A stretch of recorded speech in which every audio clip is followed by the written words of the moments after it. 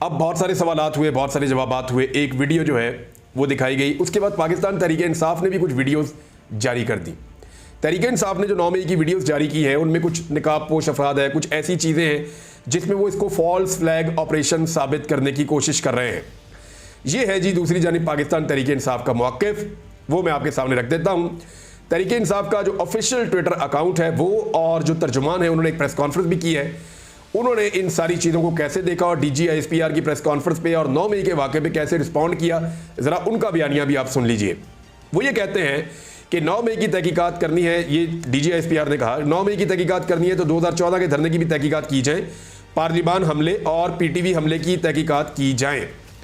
इस पर जो जवाब दिया मुनासिब मुतालबा है, साथ ही इसी कमीशन में इमरान खान पर कातलाना हमले, अरशद शरीफ के कत्ल और जिले शाह के कत्ल की भी तहकीकात करवा लें। मजीद बुरा ना लगे तो गंदम स्कैंडल की भी अदालती तहकीकात करवा लें। ये PTI का जवाब है।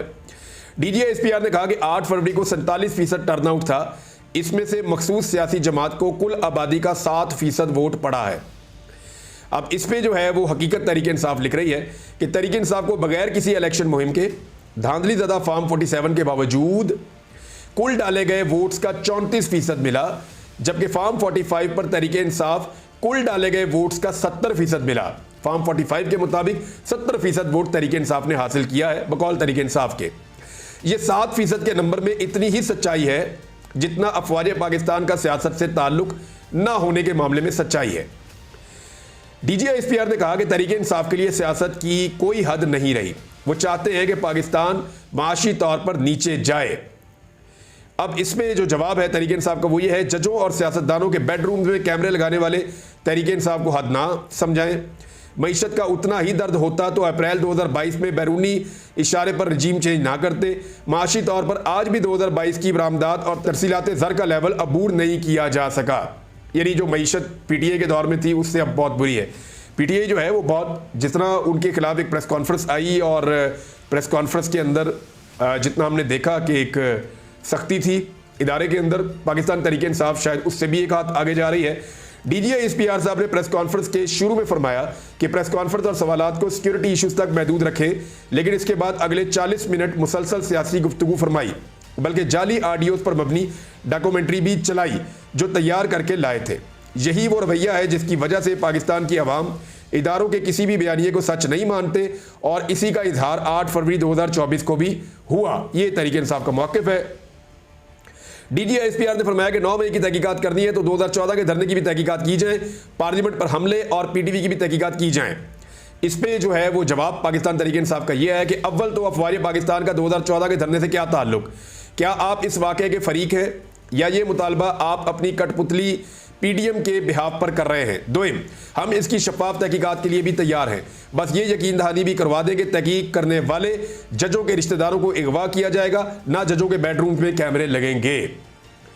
अच्छा जी, हमाद अजहर साहब ने इसके बड़े स्टेटमेंट दिया। उन्होंने कहा कि जनाब DGISPR साहब, जब आप सियासी बयानात देंगे और एक जमात को अपनी तनकीद का हदफ बनाएंगे तो फिर तनकीद और जवाब मौसूल करने का भी हौसला पैदा करें।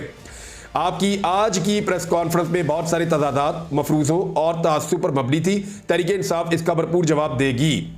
DGISPR ने एक और स्टेटमेंट जो दिया उसका भी जवाब आया। जिस जमात को DGISPR ने सियासी इंतशारी टोला करार दिया, इस जमात ने बगैर इलेक्शन मुहिम और बगैर यकसा इंतखाबी निशान तमाम तर धांधली के बावजूद 8 फरवरी को पूरे पाकिस्तान में सबसे ज़्यादा वोट लिए।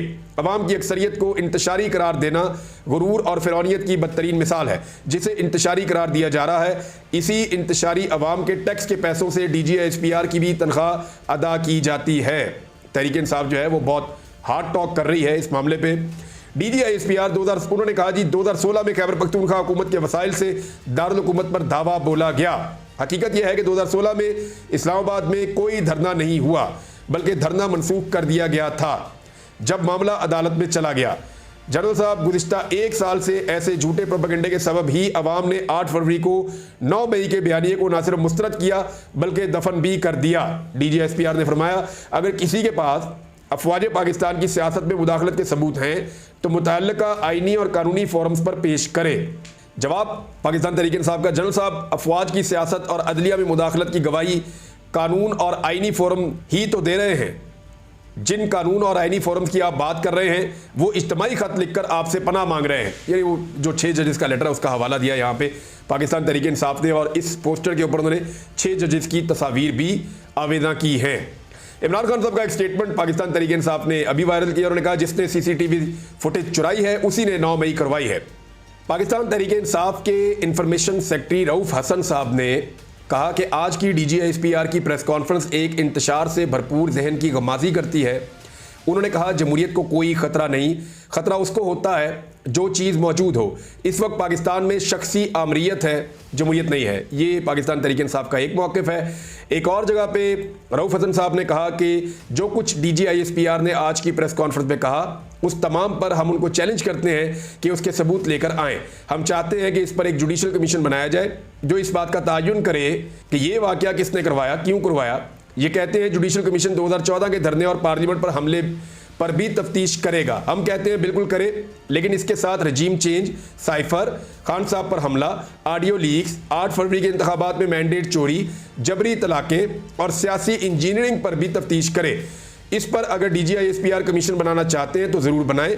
अब ऐसा नहीं होगा कि 2 माह बाद PTI के खिलाफ प्रेस कॉन्फ्रेंस कर दें। जुडिशल कमीशन का आपने खुद कहा तो अब ज़रूर बने ताकि कौम को हकीकत पता चले PTI मुजरिम है या वो लोग जो PTI पर इल्ज़ाम लगा रहे हैं। ये रऊफ हसन साहब ने स्टेटमेंट दिया है। एक स्टेटमेंट उन्होंने और दिया। उन्होंने कहा एक शख्स को खड़ा करके तहरीक इंसाफ को दहशतगर्द जमात करार दे दियागा तो क्या अवाम यकीन कर लेगी? हमें कहते हैं 7% की नुमाइंदा जमात है। झूठ और गुमराह करने की भी कोई हद होती है। ये जनाब DGISPR साहब की प्रेस कॉन्फ्रेंस थी और उसके ऊपर एक जवाब था पाकिस्तान तहरीक इंसाफ का।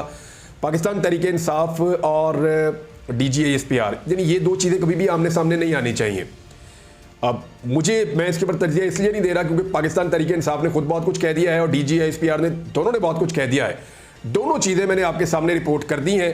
अब इस मामले का बनेगा क्या, आने वाले दिनों में चीज़ें आपके सामने आती रहेंगी, हम आपको रिपोर्ट करते रहेंगे। अब तक के लिए इतने, अपना ख्याल रखिएगा, अपने चैनल का भी। अल्लाह हाफ़िज़।